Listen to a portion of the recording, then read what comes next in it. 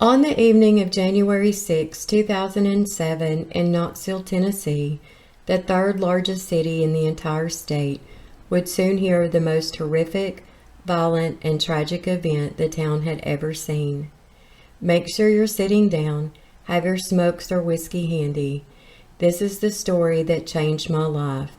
Therefore, I'm going to open my first podcast with a story that I cannot get off my mind. This is a story of Channon Christian and Christopher Newsome.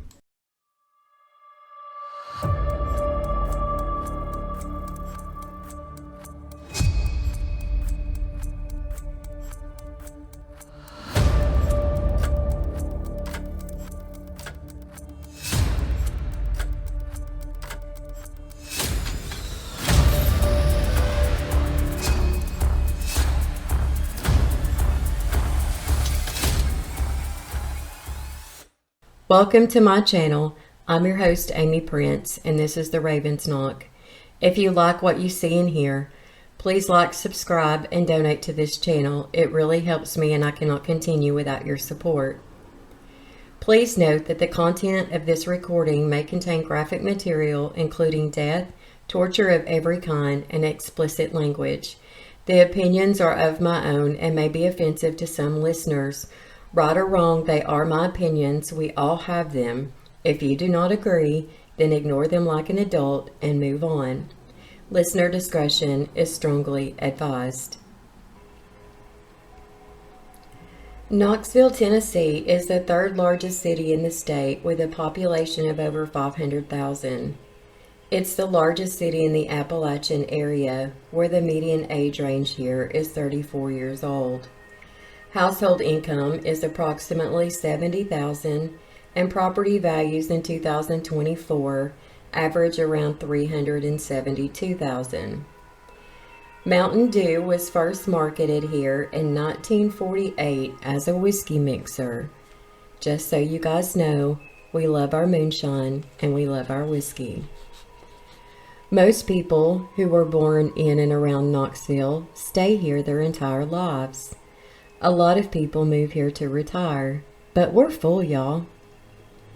We're one of those towns that have those folks who tell you their life story in the Walmart checkout line. Sometimes this is good, sometimes it's not so good, especially if you're in a hurry. Crime rate in Knoxville in 2022, we had 32 murders. In 2024, we had 6 within the first quarter. Now, Knoxville has shootings every single day, but we just have one really good trauma center. Overall crime, we rank 20th in violent crime, 20th in property crime, and 19th compared to everyone else. With that said, Knoxville is the home of the Tennessee Vols, and we are serious football fans. The university sits right in the middle of downtown, and it's where 21-year-old Channon Christian attended college as a senior majoring in sociology. She graduated from Farragut High School in 2003 after moving to Tennessee from Louisiana with her family in 1997. Channon was born on April 29, 1985, in Texas to Gary and Dina Christian. Channon was a very beautiful girl and came from a very good family. At the time, Channon was dating a local guy by the name of Christopher Newsome, who was 23 years old and a graduate from Halls High School. He, just like Channon, attended college, but he chose to go to Pellissippi State Technical College, where he became a carpenter. Their friends had decided to hook Chris up with another friend, but when he laid eyes on Channon, that was it. He was smitten. The feeling was mutual, and the two became inseparable, and love began. Both families approved of the relationship, and all seemed to be perfect until it wasn't.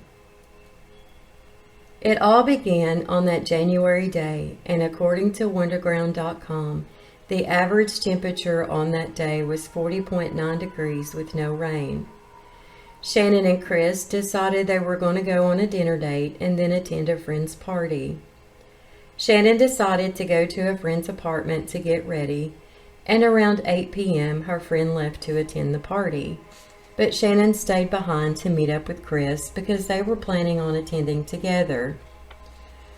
When Chris arrived, Channon was in the driver's seat of her Toyota 4Runner with the driver's side door open, and Chris was standing in that doorway when they were observed by 3 unknown men who were driving around the apartment complex, hunting a car to steal.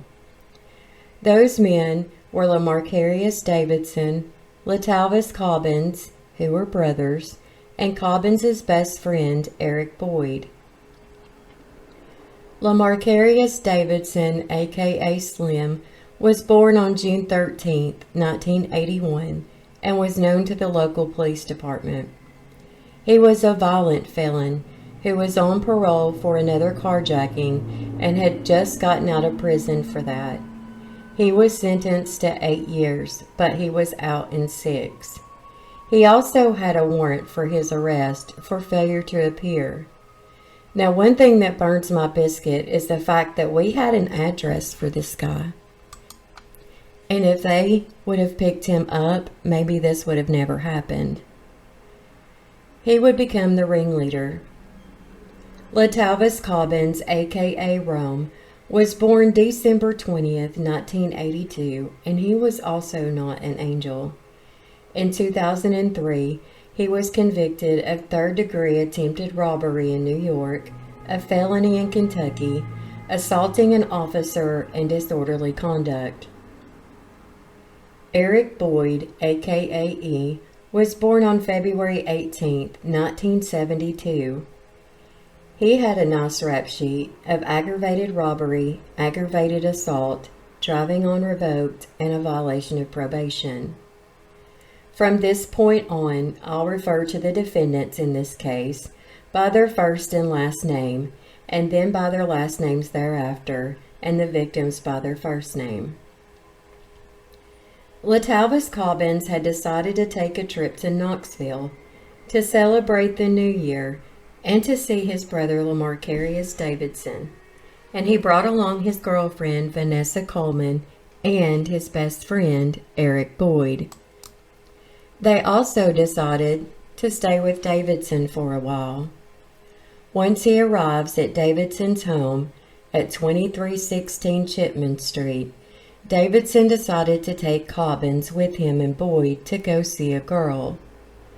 George Thomas later testifies that Davidson told Cobbins to go with him and Boyd to steal a car. Now, none of them had a job. None of them had a car. So what in the world could these guys do besides sit at home? Boyd ends up borrowing a little white sunbird from his cousin, and at the time, this is how they were getting around. So Cobbins, Davidson, and Boyd leave in the sunbird and head home to some apartments. Cobbins explains that Davidson was smoking a wet blunt. Apparently, a wet blunt is embalming fluid that has been dried and rolled into the marijuana and smoked. Cobbins ended up smoking some as well, but thought it was a regular joint that tasted funny. Now, I'm not sure why this matters, but he thought it was important, and he wanted to make sure that the entire court knew as well. I don't know if he was wanting to gain sympathy for what they were going to do, but it didn't work. Once they got to the apartment complex, they happened to spot the perfect vehicle, a new Toyota 4Runner, and how lucky for them, a beautiful girl in the driver's side and a handsome young man standing in her doorway, kissing. They were both totally distracted, as you can imagine. Boyd and Davidson approached the couple by gunpoint. Now, according to testimony, it was said that Davidson saw headlights and panicked and forced the couple into the vehicle, that they only wanted to steal a car. However, in my opinion, I see two men who see an easy target and knew how easy it would be to get rid of the boy and take advantage of the girl. Regardless, they were now hostages. One of them told Cobbins to follow them back to the house on Chipman Street because Cobbins wasn't familiar with Knoxville. Once in the house, according to Thomas, Davidson walks in with Channon, who was blindfolded and bound, into the living room of the house. He also saw Chris, who was bound and blindfolded, who was behind Davidson but in front of Boyd. He asked his brother to take him, Thomas, and Coleman to a friend's house named Vincent because he wanted no part of this, but he was told he would have to wait because they had shit to do. Boyd and Chris stayed in the sunroom of the tiny house while Davidson took Channon into the front bedroom. Now this house is less than 900 square feet. It's very tiny. At that time, according to Thomas, Davidson told Thomas to go with Boyd. When he asked what was going on and why, Davidson told him, just go. So Boyd led Chris, still bound and blindfolded, to the SUV and Thomas followed. They put Chris in the back seat and they hopped in the front and Boyd began to drive. They drive a few miles down the road and behind an abandoned building next to a drainage ditch and some railroad tracks. Depending on whose testimony you believe, Cobbins stated in his testimony that Davidson and Thomas leave with Chris. Later, Thomas testifies that it was him and Boyd. But someone was back in that house with Channon and didn't call for help. Regardless, they take Chris out of the SUV. They use a dog leash to lead him as he is still bound. They use a shoelace to gag Chris with his own sock, force him to walk up to the tracks, now barefoot. They wrap his head in a sweatshirt, and at some point, one of the men raped him as sperm was found inside of him. But unfortunately, it was damaged to a point that they couldn't determine which male was responsible. They also rape him with an object. They bind his feet with a belt, stood above him, and fired a shot into his neck. As he bent forward, they took another shot to his back, which severs his spinal cord. And finally, the shot that killed him, they put the gun, pressed it up against his head, and fired. The medical examiner stated that he was raped 1 to 2 hours before he was killed because of the vital reaction to the area, which means anti-inflammatory cells had responded to the bleeding, and this takes approximately 1 to 2 hours for that to happen. But no one knew when this occurred, nor did they see anything, and God forbid anyone admit to it. After Chris was shot, he was rolled in a comforter, gasoline was poured, and he was set on fire. There wasn't any soot in his lungs, and his blood showed normal carbon monoxide, so that proved that he was already dead when they lit him up. Thank God. This happened at approximately 1:45 a.m., as a neighbor testified that he was up watching TV when he heard 3 pops.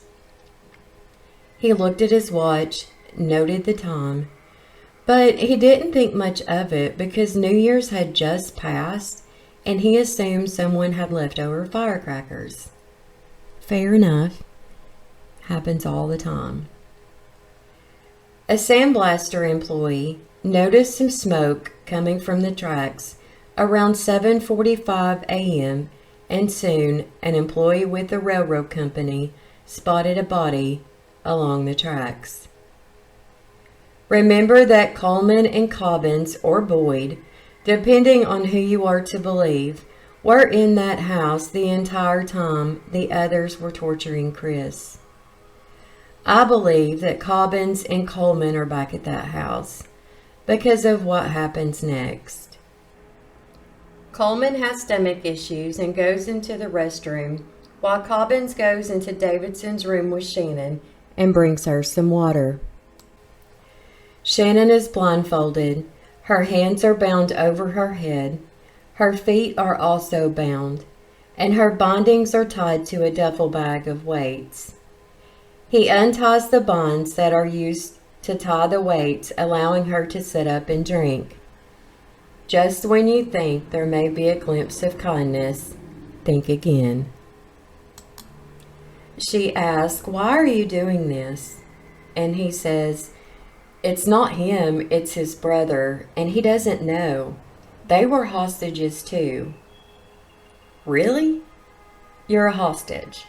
Your brother's not there, who you seem to be afraid of. No one's holding you, and you have a gun. How can you be a hostage?" She begs him and says that she will do anything to be set free. So, Cobbins has her perform oral sex, and as he ejaculated, his sperm got on her shirt and pants. He then ties her back up and leaves the room. What a nice piece of shit. The men come back to the home, and this is where no one wants to admit anything. Channon had suffered so much over the course of hours, and to think in that small house no one heard a peep is complete bullshit. The evidence showed how much she suffered. The tiny tissue that connects your upper lip to your gum was detached, and the medical examiner concluded that this was due to blunt force, consistent with oral sex that was extremely violent. DNA would match semen in her mouth from both Cobbins and Davidson. She had suffered multiple contusions on both sides of her head and suffered a subdural hemorrhage, which indicates blunt force trauma. The medical examiner concluded that while she suffered the head trauma, is about the same time she suffered the trauma to the genital area, and I'll just let you use your imagination there.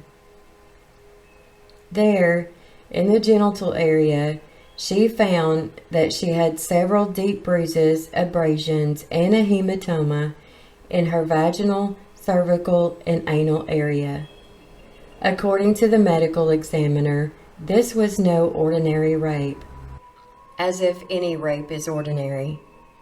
This was extreme blunt force trauma, which was consistent with being kicked or punched.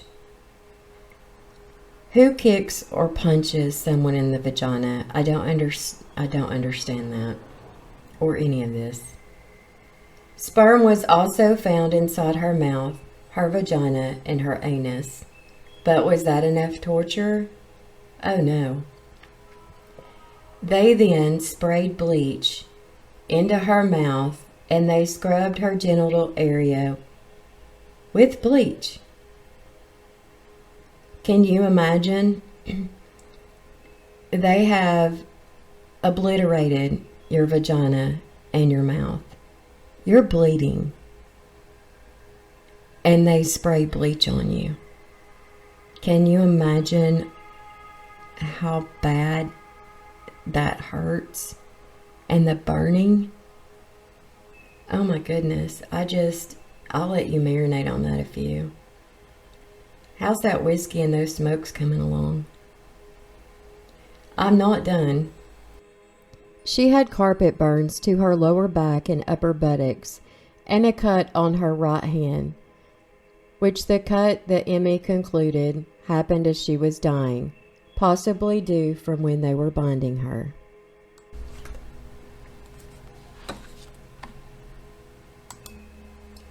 She was then bound in such a way that she couldn't move out of a fetal position.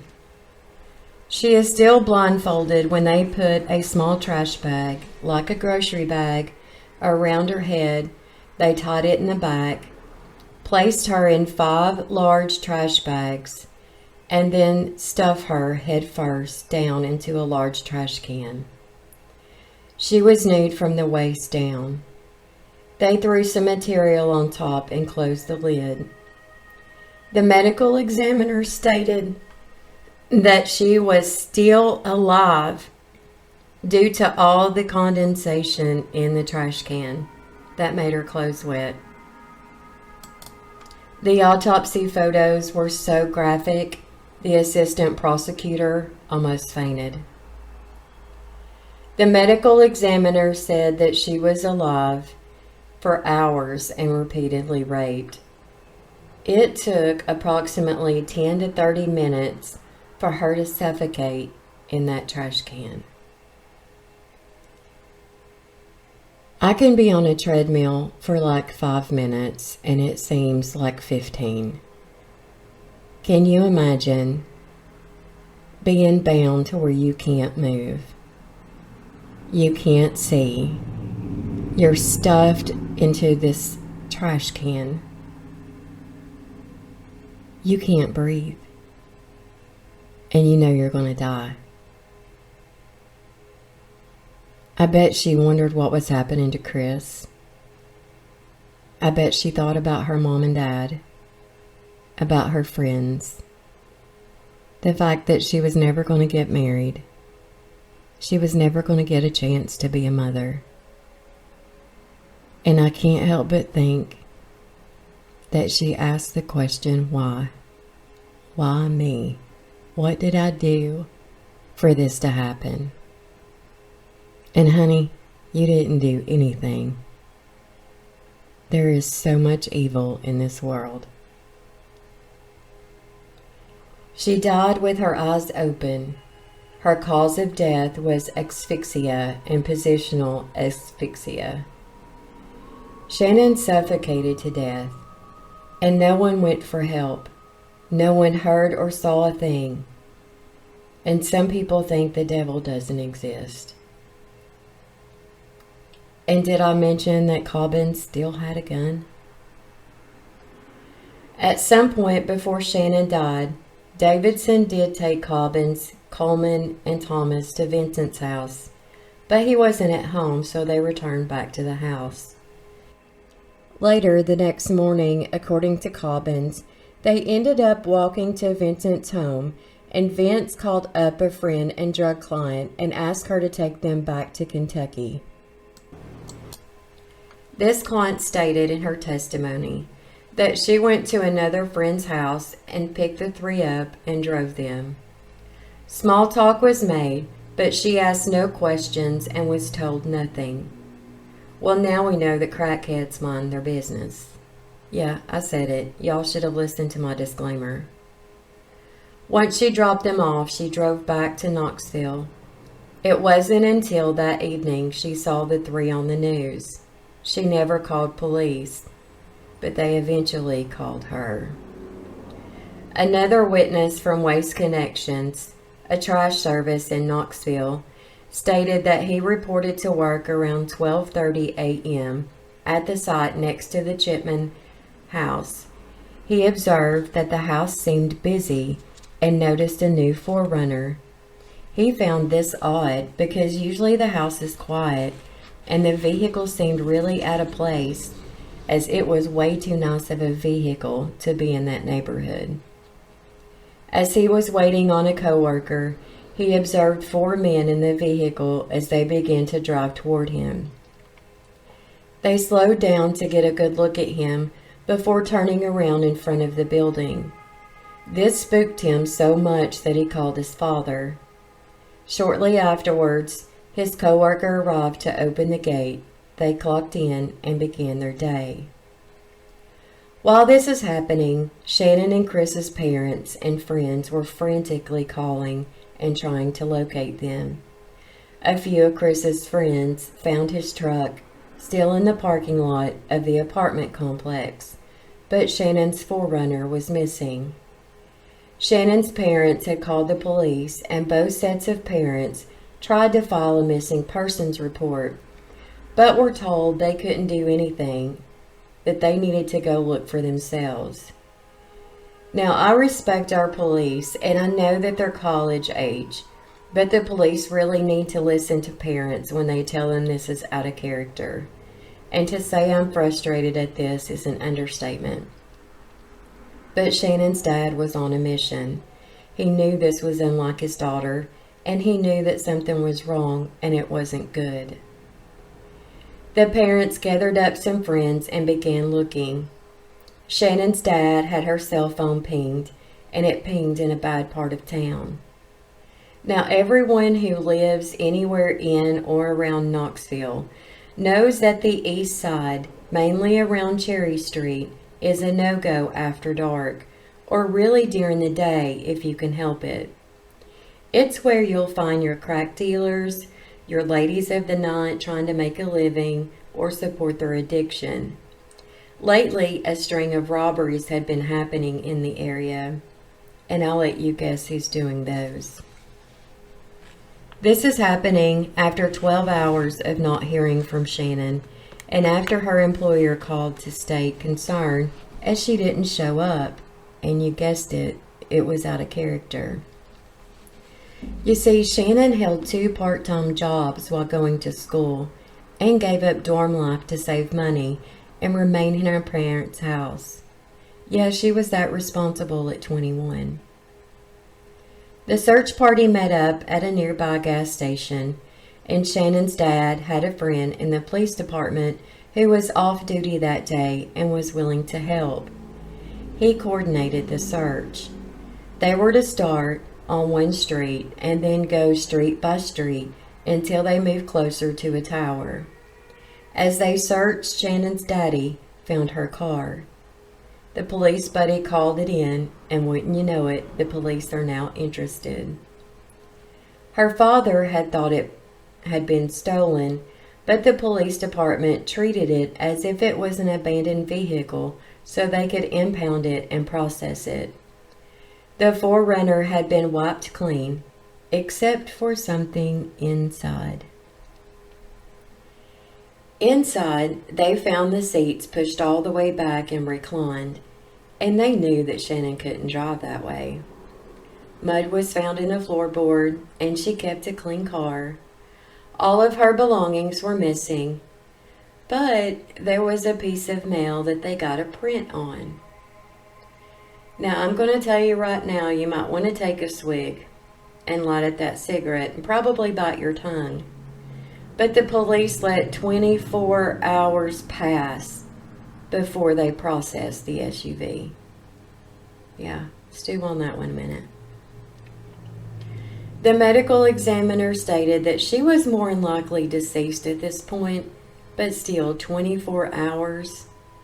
Like, what do you need for the police department to take this seriously? When they ran the prints, they had a hit. Seems the person had just gotten out of prison for a carjacking and had an outstanding warrant.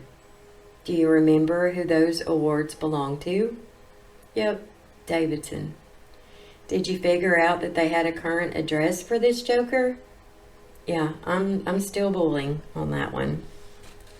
This led them to a house at 2316 Chipman Street, a block or two from where Shannon's SUV was found. When the police arrived, they found the house empty. They obtained their first of 3 search warrants and went inside. It was there where they found an abundance of evidence: Shannon's pink high heels, a red skirt, her personal belongings, along with a large plastic trash can. Upon opening the trash can, they found bedding material and saw Shannon's arm. When the officer touched the arm, he knew she was already gone.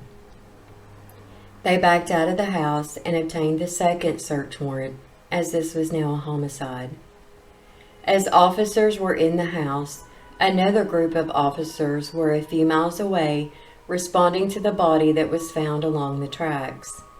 At the time, they wasn't sure who it was, but it didn't take long to piece it and the evidence found in the house to Chris. The medical examiner was brought to both scenes to begin her investigation. I must say, we have one hell of a medical examiner. She is extremely brilliant and very thorough. Shout out to Dr. Polchan. DNA testing and forensics were done on both bodies, the car, as well as the house, and the search was on for Davidson. The U.S. Marshals got involved and began to study Davidson. They found some acquaintances of his, Eric Boyd, and decided to go to his mother's apartment and just wait and see if he showed up there. Sure enough, they spotted him getting into the car with two females, and since he was driving and had revoked license, they pulled him over. After talking to him for a while, Boyd decided that Davidson wasn't good enough for him to go to jail, so he told him where Davidson was. He was holed up in an abandoned house that they had broken into. Trying to be the outstanding citizen he was, he gave them a layout of the house and informed them that Davidson had a gun. SWAT was called in and Davidson was brought into custody without incident. In the house, they found Chris's shoes and a .22 caliber revolver. Once in custody, Davidson gave several stories. His first story is that he knew nothing, of course. His second story was that Cobbins and Thomas arrived with Chris and Channon, saying that they had carjacked some people and they were in the vehicle. The third story was that Cobbins and Thomas left with the victims for less than 20 minutes, then returned with Channon. He denied having sex with Channon or Chris and said that his DNA would not be found. Really? Put that one in your rat hole. It's coming out a little later. In his trial, he would say that Chris and Channon came over to his house to buy drugs, and Channon and him had consensual sex in exchange for drugs. Again, we are talking about two outstanding college students who by every essence of the word was responsible adults who had a bright future with no record and no history of drugs. The talk screen would find nothing in Shannon's system, and the only thing that was found in Chris's was an occasional amount of marijuana. But you know what? Let's just say that happened. I don't believe consensual sex involves that much trauma, bleach to be poured and a body to be scrubbed, all of the blunt force trauma, and since when did consensual sex involve stuffing someone head first into a trash can that is bound with a garbage bag tied around their head? WTF, man. You stoop way past the bottom of the slop bucket on that one. As you can imagine, this angered the family so much, as well as myself, as it seemed that the victims were on trial and not him. This would not work, and the jury would see right through it. And guess what? Davidson's DNA was found inside Channon and on Channon. On her belongings he gave away to Coleman. The fabric used to bind them both. His palm and fingerprints on the trash bags used to put Channon inside before placing her into the trash can. Yeah, his DNA wouldn't be found anywhere. He's such a lying-ass piece of shit who doesn't have the balls to man up to what he's done. The U.S. Marshals had let Boyd go after they had arrested Davidson, but about 20 minutes after doing so, the police that had tracked down the others called them and said, "Hey, you need to go pick Boyd back up." Luckily, they found him again at his mama's house, asked him to come down for a statement, which he agreed, and then they held him. While the U.S. Marshals were on the hunt for Davidson, they had also found another acquaintance named Stacy. Stacy was a girlfriend of Thomas, and she told them that they were at a woman's house in Kentucky named Natasha. As SWAT, Kentucky police Knoxville police, ATF, was heading to the address. They found the homeowner, Natasha, leaving the residence. They did a traffic stop and found out that the other three were inside the house. After surrounding the home, Coleman came out and then Cobbins. The last to come out was Thomas. They had to go in and drag him out. When inside, officers found more evidence, including the gun, the same gun that Cobbins had with him the entire time he was, quote, unquote, a hostage. For my peeps who are all about how people grew up, let me drop you some crumbs here.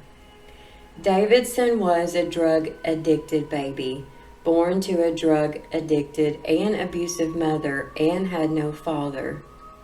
But he went into foster care and apparently had some great foster parents. He was intelligent, went to private school, played football, had tutoring, went to church, and had a lot of friends. Yet, despite all of that, he went on to commit aggravated robbery and carjacking when he was 19 years old. At this point, he had began rough, but he seemed to have a lot of opportunities that other kids don't have, like private school and tutoring. Again, I will mention that he is described as intelligent, so I'm going to creep out on a limb here and say at 19 that he knew right from wrong and chose to make the wrong decision. He had choices, and so he gets absolutely no sympathy from me. Some people grow up in terrible, abusive families and do not do the things that he did. On April 16, 2008, Eric Boyd was sentenced to accessory to a fatal carjacking and failing to report the location of a fugitive, and was sentenced to a maximum of 18 years in federal prison. Yes, at the time that was it, but hang on to your panties because more is to come later. On August 25, 2009, Latavus Cobbins was found guilty of the murders of Channon and Chris, guilty of the rape of Channon, and was sentenced to life without parole, times 2, plus 25 years.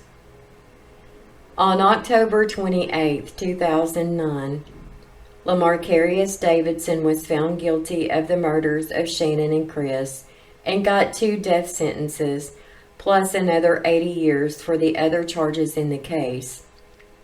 All of these to be ran consecutive. During the sentencing, Judge Richard Baumgardner said the crime was one of the most outrageous, incredibly cruel, and inhumane cases the court had ever seen, and there was really no sentence great enough to punish them for the conduct that they have been convicted of. On May 13, 2010, Vanessa Coleman was acquitted for the murders of Channon and Chris, but was found guilty of lesser charges and was sentenced to 53 years.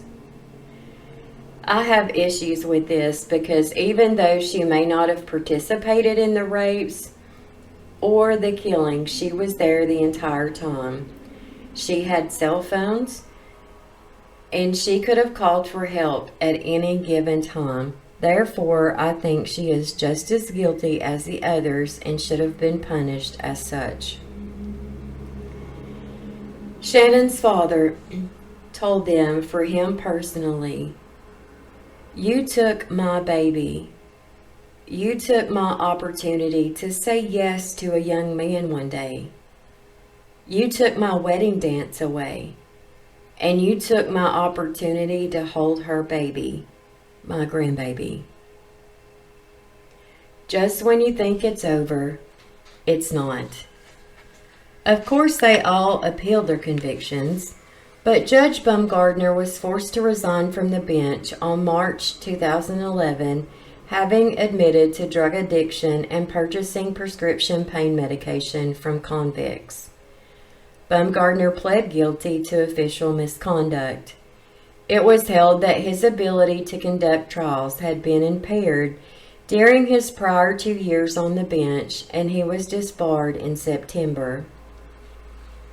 On January 1st, 2011, Judge John Kerry Blackwood granted new trials for all 4 defendants. He set retrials for between June and November 2012, pending appeals, and set bail at $1 million for Coleman, the only defendant whose sentence had the possibility of parole.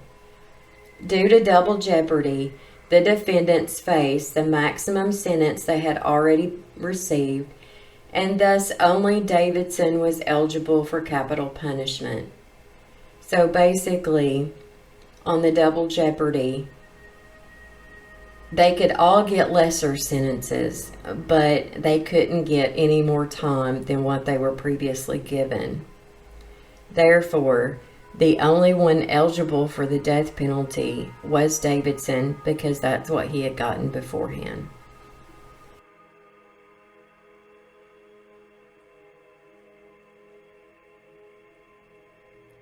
On May 2012, the Tennessee Supreme Court overturned Blackwood's ruling ordering new trials for Cobbins, Davidson, and Thomas, saying that a trial judge's misconduct outside of the courtroom does not necessarily require a new trial unless the misconduct is shown to have affected the trial proceedings, but that its decision should not be construed as condoning or excusing Baumgartner's misconduct. June 2012, again, Blackwood ordered new trials based on the 13th juror rule.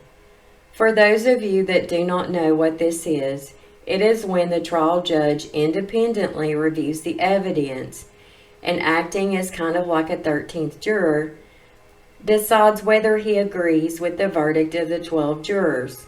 If he does not, he must retry the case. Let me just pause here and vent a second. First of all, in my opinion, when you take a life of someone, you automatically take all their rights away. Therefore, in my opinion, when you took their rights, you took your own as well, and you shouldn't have any other rights other than one fair trial. Yeah, one, unless you can prove that your counsel was ineffective. Secondly, a lot of things in this case were not admissible, like Davidson's previous carjacking. I believe that the defendant's past should be relevant. It shows character, who they are, and it sometimes shows a pattern. Did you know in some cases the jury isn't shown all of the evidence, like the crime scene photos and things like that? They should be shown that. It is what happened, no matter how gruesome it is. I also believe you should have a right to one appeal within, I don't know, maybe 3 years. That's way too long for me. And if that fails, then you're shit out of luck, buddy. You now go on to the electric chair, injection, firing squad, life in prison, whatever. My opinion is that the law should have a minimum sentence for murder or pedophile, or basically any crime. If it is proven without a doubt that you are guilty, if this happened to a family member, I believe the family should be able to decide their punishment regardless of how inhumane or torturous it is. And the reason I say that is because the defendants did not care how much torture and how inhumane they treated the victims. So why in the hell would anybody care about how they're treated? And the thing is, they chose to do it. These victims did not.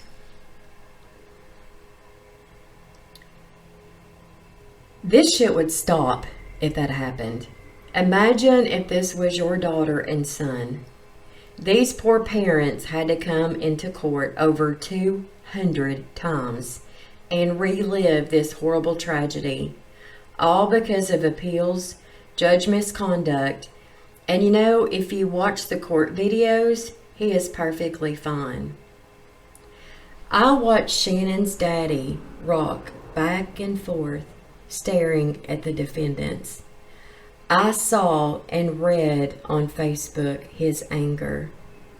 They took a great man and taught him how to hate. Thankfully, he's a changed man now. But just to see him ripped out my heart. They had to relive this over and over, and then to sit in the court and allow Davidson's attorneys to badmouth and try to taint the reputation of two amazing kids. And it was allowed. Blows my mind. I don't care if the victim is a horrible human. A victim is a victim, and their lives should never have to be on trial. In my opinion, if you do the offense, then you just brought your entire house of skeletons out in the open public for that to be on display. End rant. The verdict in the retrial of George Thomas was on May 17, 2013. He was found guilty on all 38 counts. He was resentenced to 2 life sentences in prison plus 25 years. On March 20th, 2018, 11 years after the murders, Eric Boyd goes back on trial. Eric Boyd, who was originally sentenced to 18 years, was found guilty on a 36-count indictment, charging him with first-degree felony murder, first-degree premeditated murder, especially aggravated robbery, especially aggravated kidnapping, and aggravated rape. On August 13, 2019, he was sentenced to life in prison plus another 90 years. His request for a new trial was denied. Thomas testified against him in an exchange to a lesser sentence. His first-degree murder charge dropped to a second-degree murder. His aggravated rape was reduced to aggravated assault, and this gave him a sentence of 2 25-year sentences with the opportunity to reduce that up to 15% with good behavior. So he went from 2 life sentences plus 25 years to 50 years with the opportunity to reduce that up to 15% with good behavior.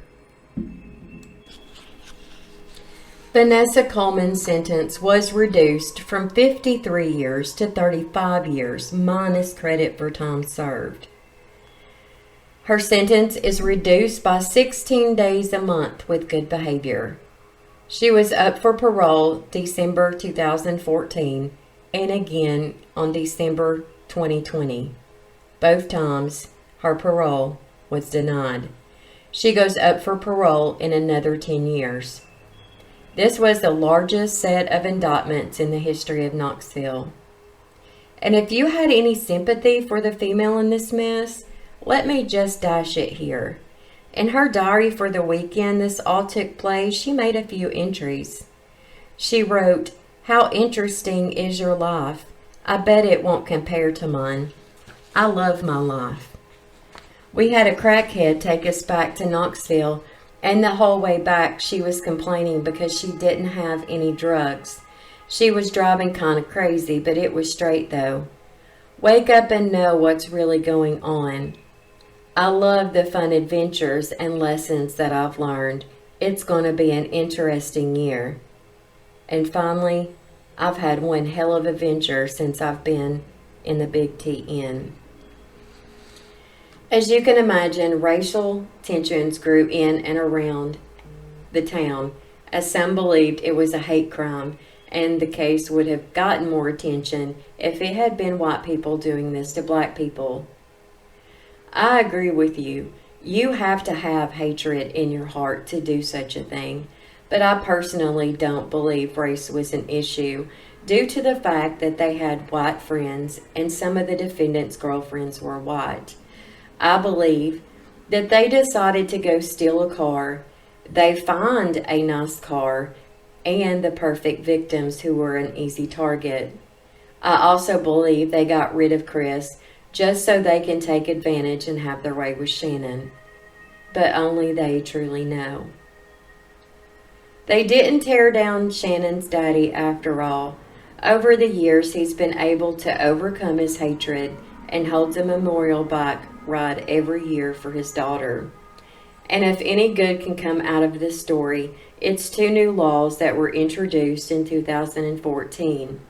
One being the Chris Newsome Act, which was introduced to eliminate the need for a judge's signature on a jury verdict after the delivery of a unanimous verdict, thus eliminating the 13th juror rule. If this had been in place, the retrials would have been avoided. The second is the Channon Christian Act, that restricts attorneys and defendants in attempting to portray the victim in a negative light, such as making allegations about their behavior. According to Shannon's mother, the family felt great pain as a result of listening to a defense attorney question Shannon's character during multiple trials. And I have to say it again. Due to the laws protecting the accused, the jury was not allowed to be informed of Davidson's carjacking conviction.